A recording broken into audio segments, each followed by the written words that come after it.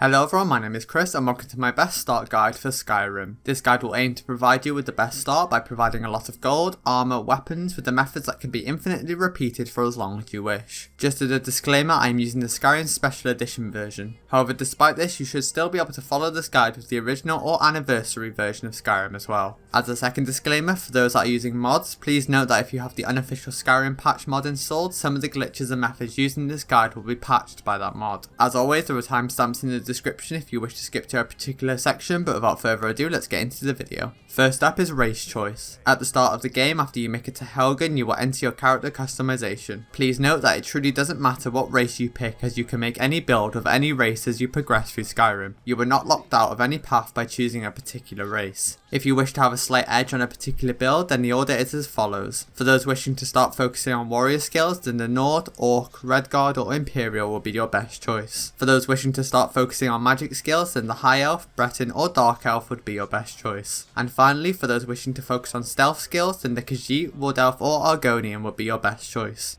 Next up is escaping Helgen. Continue through the Helgen escape section until you get to the end, where you can choose to go with either Hadvar or Ralof. Make sure you choose to go with Ralof.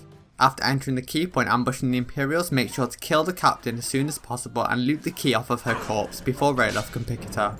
After doing so, Ralof will wait by the door for you to unlock it. This section will allow you to level your sneak up to 100. Simply loot an iron dagger from the corpse of one of the Imperials, turn your difficulty to legendary and start sneak attacking Ralof. As this is the tutorial section, he will not become hostile to you no matter how much damage you inflict on him. You'll want to perform sneak attacks, which each time will boost your sneak skill. Simply do this until you reach 100. It's best to take the right hand path of perks on the sneak skill, particularly the backstab perk when your sneak is at 30 to deal 6 times the normal damage for sneak attacks with daggers. As you progress, you can get the Assassin's Blade perk, which when your sneak is at 50 you can deal 15 times the normal damage for sneak attacks with daggers. The more damage you do with sneak attacks, the faster your sneak skill will increase. Once you're done with your sneak skill, continue through the keep until you meet some more Imperials. Simply kill them, take anything you want and make sure to loot all the potions as well as the alchemy ingredients hanging around the room.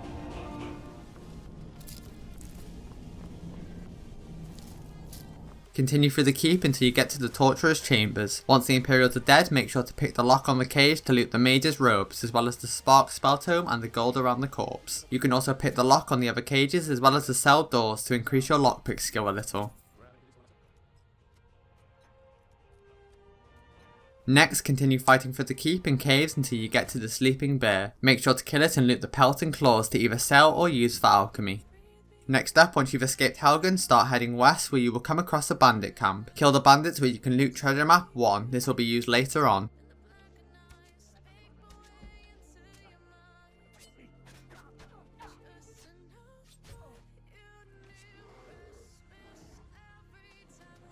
Once done there, turn up the cliff where you will come across a shrine of Talos with some corpses with random loot.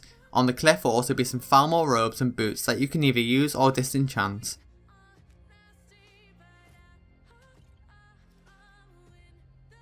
Once done, head back to the main road and follow it through until you get to the Guardian Stones. Each of these stones will provide an additional 20% experience to skills that you level depending on the category. You can only have one standing stone ability active at once, so just choose whatever stone is most compatible with your build. After choosing your stone, continue on the road and cross the river over to the other side. Just below a cabin on a cliff will be the skeleton of a dead animal and inside will be a flawless emerald. Once looted, head up the cliff where you will come across Anise's cabin. Head inside where you can read the Songs of the Alchemist book. Doing so will increase your alchemy skill by 1. Loot anything you wish from her cabin, her bed can also be slept in for the well rested bonus. Pick the lock to her cellar where you can find more alchemy ingredients as well as an enchanting table where you can disenchant any of the gear you've picked up. Next up, make your way to Riverwood and enter the Riverwood Trader. General traders will allow you to sell anything to them when you don't have a high enough speech skill. Next, head out of the traders and find the hunter Faendal. He can be found either at the mill or wandering around the Riverwood area. Talk to him and ask him about his problem with Sven. He's a bard, so he says. Occasionally he finds time to do his job here at the mill. Thinks his ballads and sonnets are going to convince Camilla Valerius to marry him. As if she would say yes. He will then ask you to give a fake letter from Sven to Camilla. Make sure to do this inside of Faendal. I've been thinking. Maybe Camilla needs a little help seeing Sven for what he is. Could you give her this letter and say it's from Sven? I think I've matched that Nord's lack of cleverness perfectly. This way. Another poem, I bet. He does know how to make a girl blush. What's this? If that oaf thinks all I'm going to do is stay in that filthy house of his and clean, You can tell Sven that he already has a mother. I'm not speaking to him anymore. Once done, head back where you will be given some gold and Faendal will be available as a companion. I appreciate your help. Please, take this. Some gold I've saved up from working at the mill. Pardon. Faendal can also train you in archery for gold. Make sure to recruit him as a companion and then pay him to train you in archery. You can then ask him to trade with you and simply loot all the gold back that you gave him. Every time you level up, you will be able to ask him to level you up to archery 5 times where you can simply retrieve your gold again.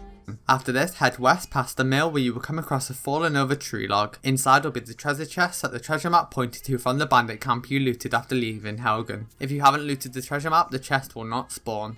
Next up, make your way to the Whiterun stables and pay the driver to take you to Dawnstar. I can't wait here forever. Once there, make your way into the town and head all the way to the end near the mine. Head into the corner near some rocks and crouch down. Look at the floor and you will be able to loot the Khajiit Caravan inventory. You will be able to loot this chest, wait a few days and come back and the chest will refresh. This will allow you to acquire a lot of gold, weapons and loot. After finishing in Dawnstar, use another carriage and head on over to Solitude. First time to Solitude?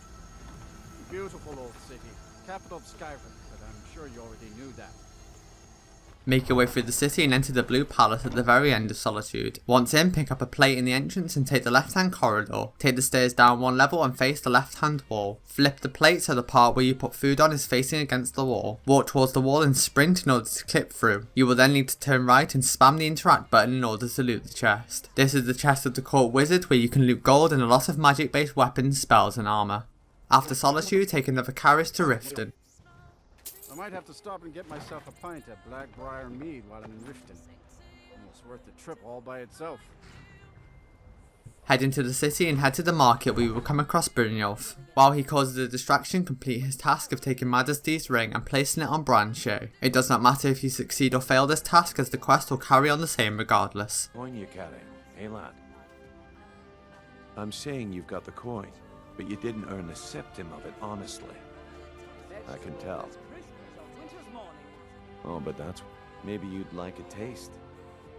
I've got a bit of an errand to perform, but I need an extra pair of hands. And in my line of work, extra hands are well paid. Simple. I'm going to cause a distraction. You're gonna steal Medesi's silver ring from a strongbox under a stand. Once you have it, I want you to place it in Brynjolf's pocket without him noticing. Good. Wait until I start the distraction. Then show me what you're made of. Everyone, gather up. I have something amazing to show you that demands your attention.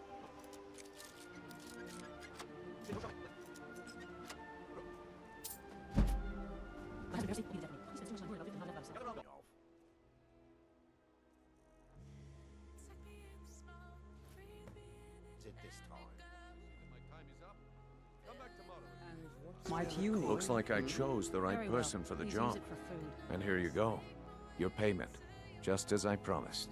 After doing so, head into the Ratway and make your way to the Ragged Flagon, the HQ of the Thieves Guild. Once there, head over to where Delvin Mallory is sitting and pick up the wooden plate off the table. Head back to the door you just came from and flip the plate so the part where you put food on is facing against the door. Walk towards the door and sprint in order to clip through. When out of bounds, you will be swimming and you can loot all 4 Thieves Guild chests, each with their own gold and valuable loot.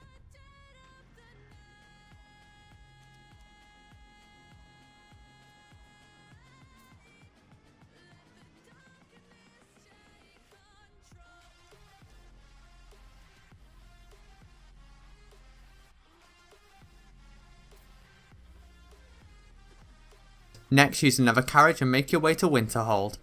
It's almost getting downright hot now. Continue through the town and head up the stairs where Feraldo will be waiting. You will need to join the College of Winterhold to gain entry. Cross the bridge at your own peril. The way is dangerous and the gate will not open. You shall not gain entry. Oh, forgive me. Most who arrive here do so because they have heard of the college beforehand. This is the College of Winterhold, a safe haven for mages in Skyrim, a place of wisdom and arcane knowledge. You can either A talk your way standard through spell or for one complete skilled in Ferelda's destruction test. magic is the firebolt. Casting one at the seal on the ground here would be sufficient. The college is an asset. Well done indeed. I think you'll be a superb addition to the college. Welcome, apprentice. Once done, make your way over the bridge, speak with Mirabelle Irvine, and take the tour of the college. Have any problems, let one of our senior members know. Once finished, make your way to the Hall of Countenance. This building is where the professors stay and where their merchant chests are located. Head to the third line on the floor, crouch and look down. Slowly pan over the floor and you will be able to loot one of the chests through the floor. Take anything that you wish to sell, disenchant or use later on. Next, take a plate from a nearby room and turn the part where you place food against the wall where an alchemy table is near. Like the previous exploits, run into the wall where you can clip through. You can then shimmy between two corners where you can loot the chests of each teacher and gain all the loot inside.